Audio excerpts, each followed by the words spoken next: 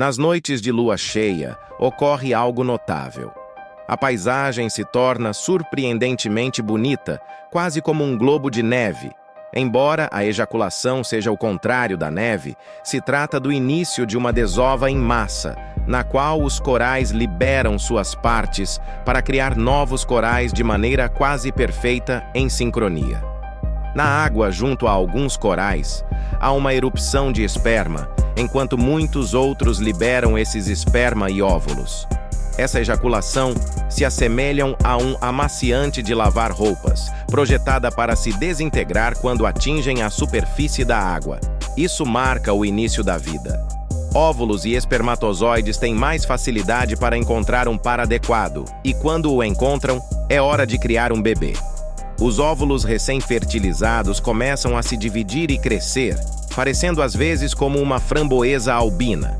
Essas pequenas larvas de coral estão cobertas por cílios ondulantes que as permitem se mover na água, pois é hora de encontrar um lar. Quando alcançam o leito do mar, essas larvas começam a procurar por um local adequado. A primeira tarefa é crescer e passar por uma metamorfose para se tornar uma forma adulta. Não é como a metamorfose de uma borboleta, mas mais parecido com um pedaço de muco.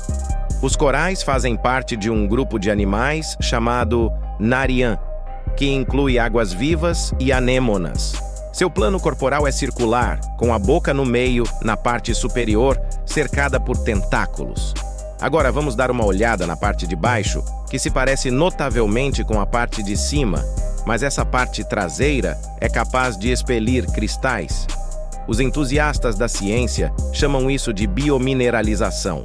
Se olharmos mais de perto, podemos ver que eles estão produzindo cristais de carbonato de cálcio, e isso se torna uma espécie de esqueleto em crescimento onde essa polpa de coral se assenta.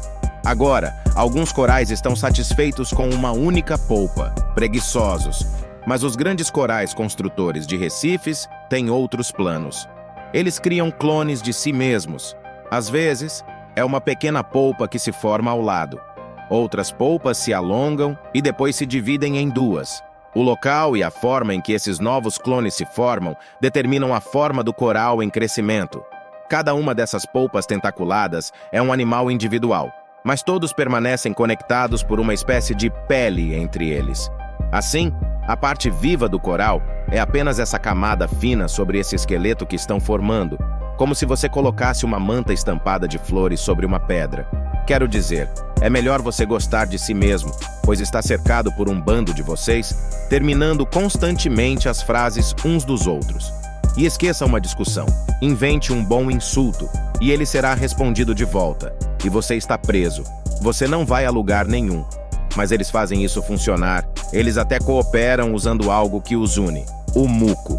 Deixe-me explicar. Assim como quando eles eram larvas, a superfície dos corais é coberta por cílios ondulantes. Esses cílios ficam sempre se movendo. Todo esse movimento faz com que a água na superfície do coral se mova, e você pode ver melhor se borrifar alguma coisa por cima. Pequenas correntes são formadas, que movem a água de maneiras específicas. Por exemplo, você pode ver que a água se move sobre as cristas que cercam uma polpa.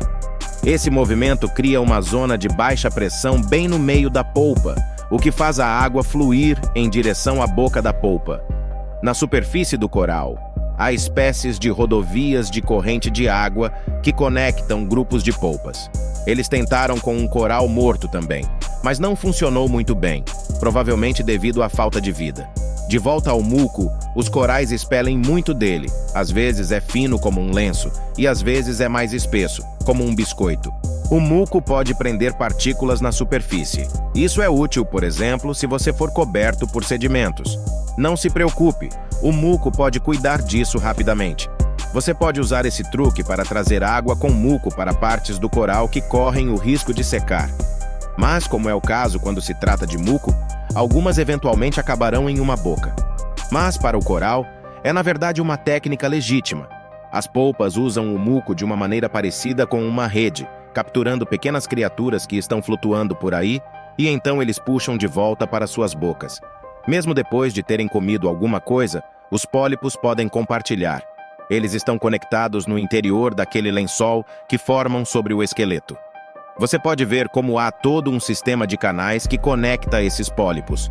Portanto, a comida que entra na boca de um pólipo pode encontrar o caminho para outro. Se eles estiverem com vontade de algo um pouco maior, eles podem usar essas pequenas agulhas. Essas células têm um tubo enrolado por dentro que se assemelha a uma mola, e na ponta há uma pequena agulha que pode liberar veneno. Quando algo toca nela, tudo é acionado, e as pontas geralmente têm farpas para que possam se prender a coisas. Eu digo a você, eu realmente não gostaria de morrer assim, sendo puxado por um monte de bocas pequenas e digerido por macarrão. Ah, eu não lhe contei sobre o macarrão. Olhe para a boca deste pólipo. Você pode ver um monte de espaguete. Isso é chamado de filamentos mesentéricos e eles pendem dentro do pólipo. Às vezes eles saem da boca e, em outros momentos, se projetam por pequenos orifícios na pele. Eles fazem parte do sistema digestivo do coral e expelem enzimas que podem quebrar o alimento em algo que o coral pode absorver. Mas os corais usam esses filamentos para muitas coisas. Usam para limpar e desinfetar suas feridas. Eles se enxugam de vez em quando. É como se você vomitasse suas entranhas e as usasse como um esfregão. E claro, porque é a natureza. Eles os usam para lutar entre si, competindo por recursos nesse recife. Para muitos corais, no entanto, a comida de que eles dependem não entra na boca. Em vez disso, eles têm um tipo de acordo com outro organismo.